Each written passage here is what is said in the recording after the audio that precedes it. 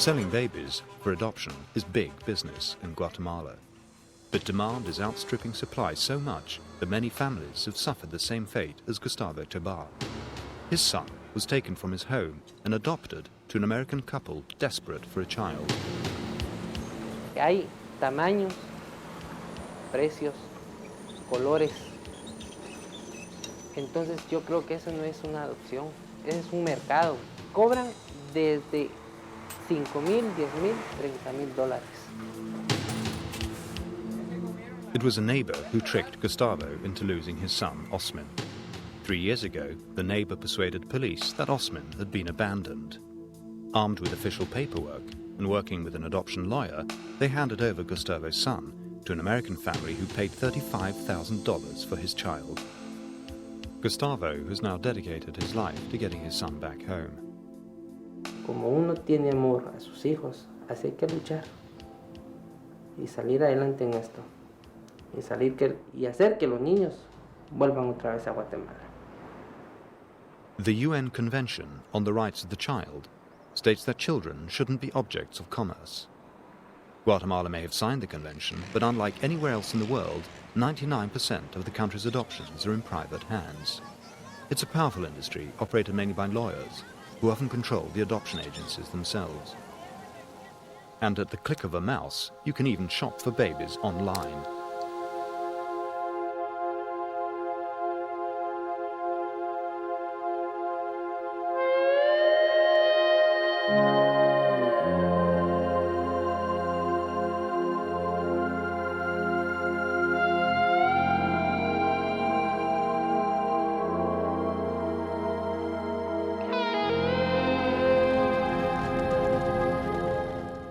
I located the adoption agency behind the website, and posing as a would-be parent, I paid them a visit. This agency has brokered over 500 international adoptions.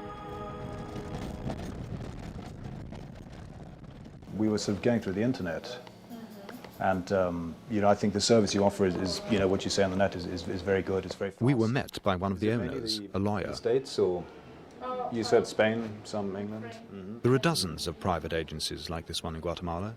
UNICEF, the child agency, says that many of the babies on offer have been bought from their mothers, and that this has encouraged what in effect is the farming and trafficking of children. Buenas tardes.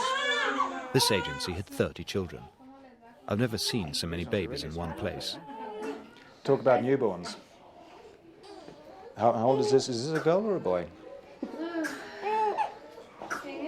Cindy. Cindy? Uh-huh. Oh, born on the 8th of September. All except two were spoken for. Yeah, the only they're available are the ones that just came in. Last year we had such a lot of people calling us, and especially from England. I think things are going on there. England and Spain, and we, as soon as they when people call, they keep calling us.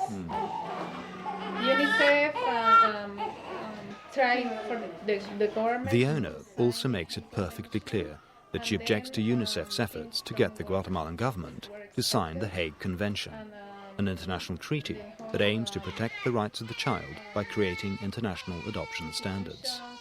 She says, quite simply, it would put them out of business.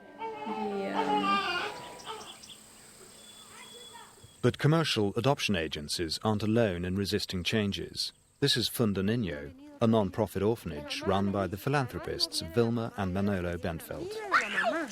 For 8 years, people like the Benfelds have been blocking a new juvenile code in Congress because, they say, it would stop them finding adoptive families in the United States for older, often sexually abused children. Many believe that tougher regulation would also cause a massive increase of children on the streets. Guatemala actualmente tiene un número controlable de niños en las calles.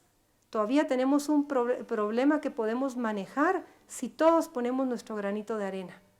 Pero si no, se nos va a ir de control. Y entonces vamos a empezar a ver cosas como las que vemos en Brasil. Las parvadas de miles de niños viniendo y arrasando con todo lo que encuentran adelante.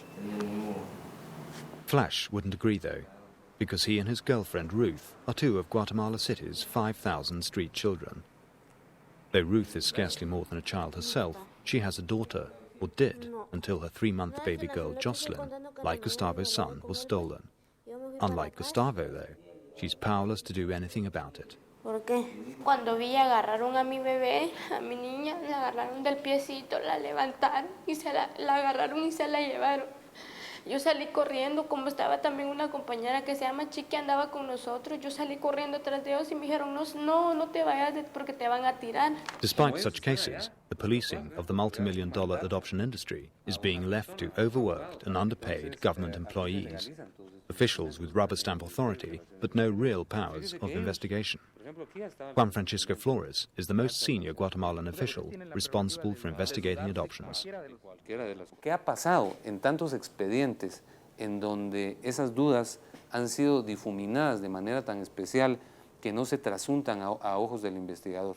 Entonces, la famosa compra de niños, si es que la misma puede concretarse, es un asunto que nosotros no podemos fiscalizar porque la ley no nos lo permite.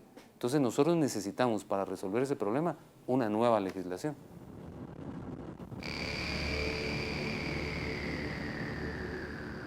For 3 years, Gustavo has been trying to get a Guatemalan judge, any judge will do, to annul the illegal adoption of his son Osmin.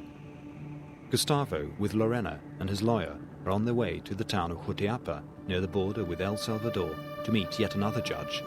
This will be judge number 7. All the rest have backed away from the case and have refused to annul the adoption.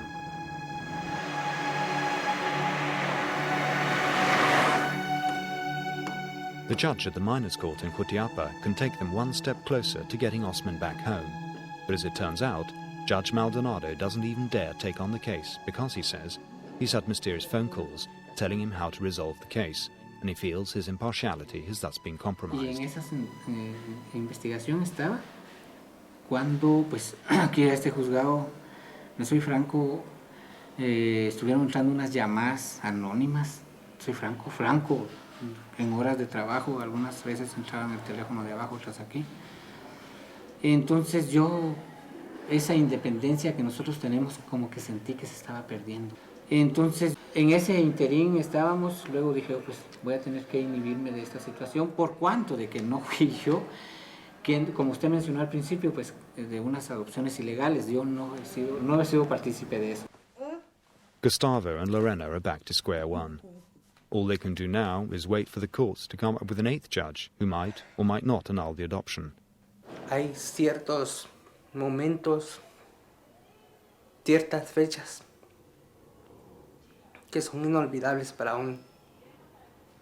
Y como digo, y nunca me voy a cansar de darle gracias a Dios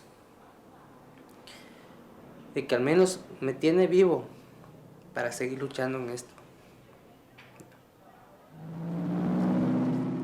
In Guatemala, there are hundreds of parents like Ruth and Gustavo whose children have been stolen or otherwise stripped away from them. But so long as the country's fast-growing adoption business remains unregulated and driven by profit, then the kidnapping of babies will not stop. Martin Adler, Channel 4 News, Guatemala.